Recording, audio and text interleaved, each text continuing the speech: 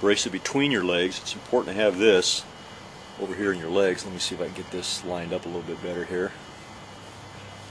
Now, such as it is. I'll reposition the camera here in a minute. Put the pressure flaker against it, push in really, really hard.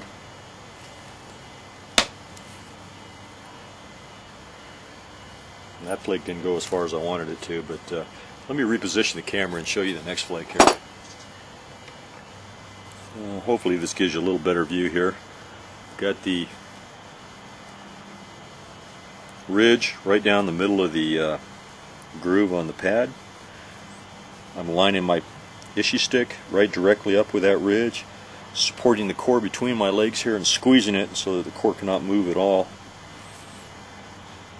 Put the pressure flaker right on platform. Build up pressure right toward the distal end. It's starting to slip there on me a little bit. Okay, let's try again. Okay, there's our flake. I think it broke a little bit, but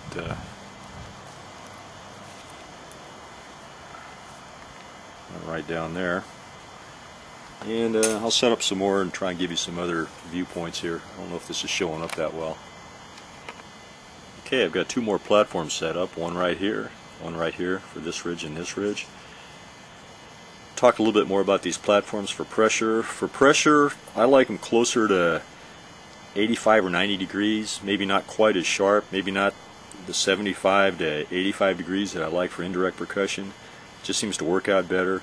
You can actually continue to remove pressure flakes up to around 100 degrees, but once they get much over that, it just becomes really, really difficult to get enough force to get the thing to release.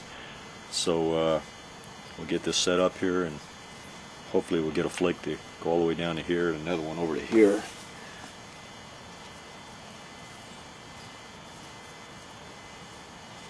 Alright, set that up here and try and zoom in this time for you a little bit so you can get an idea of what's going on. I think I'll take this one off first. Okay, let's see if we can zoom in here. Hopefully that stays in there. That's too much. Alright. Line my Ishi stick up with the flake, with the ridge. Start applying pressure, and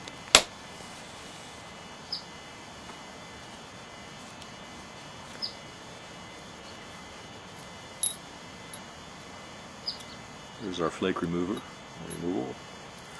I will try and get one over here. I need to go a little bit further than that. I don't want the core to get too rounded off in here. This one I'll try and shoot for a little bit further.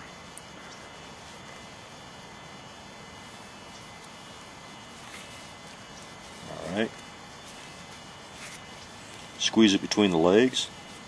Make sure it's nice and secure. Angle the Ishi stick up directly with the ridge. Apply force. Now that one didn't go as far as I would have liked. I'm going to set up another one over here. Here's another platform set up. Now this ridge right here is kind of going off at an angle, so I'm going to grab it from this direction over here and try and straighten it out a little bit.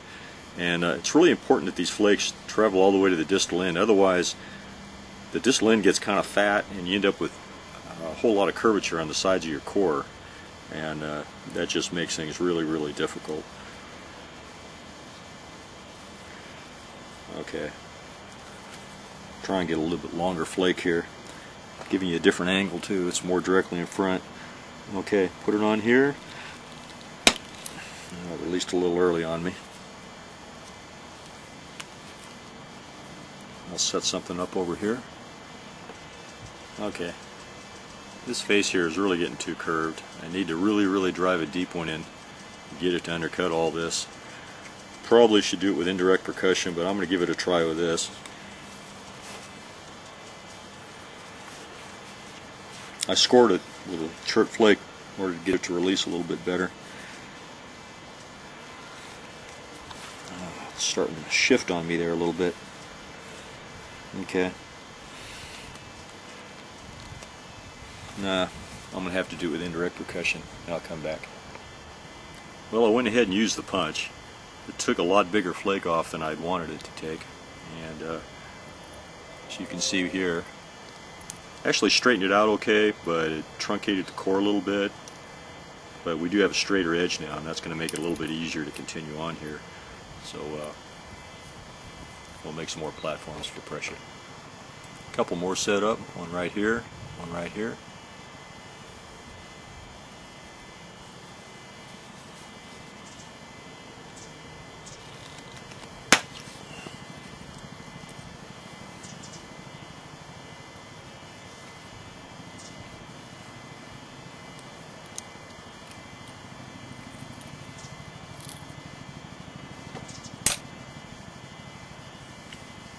Here's the next one.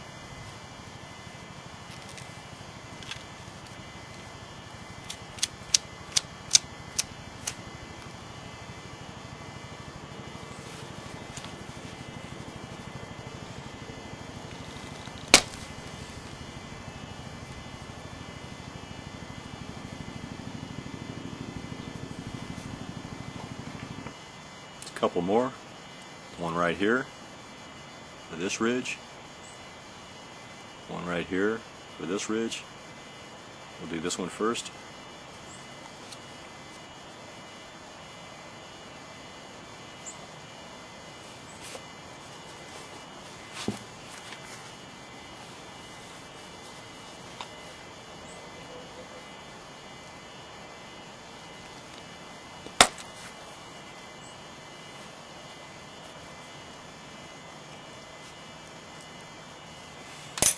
Okay, now we'll do this one. It's going to be a little trickier. It's kind of a wide ridge.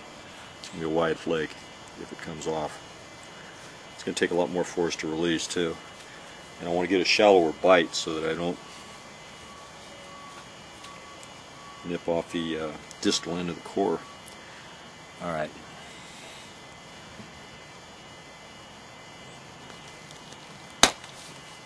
Felt good.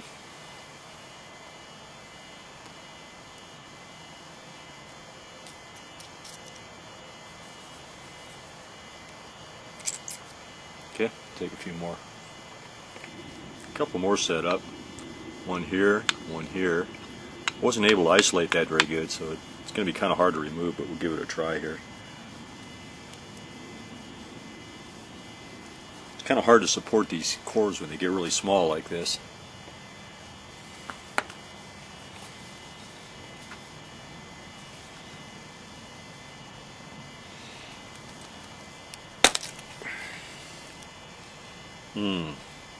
Now that shows you what can happen there. That dove in for some reason. Moved a huge bulb there. It's fixable, but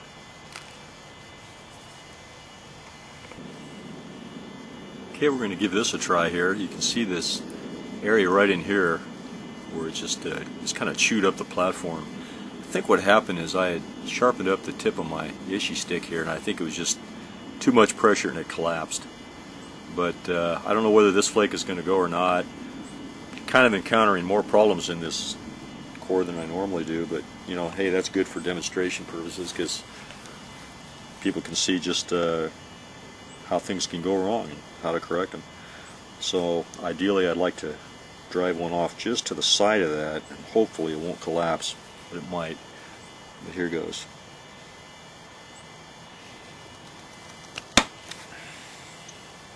Okay, so that helped. Still got some more repairs to make, but that helped, and maybe we can get over here and then eventually come back over here and get that. Just took this flake off, got a little bit more of it. It's coming back.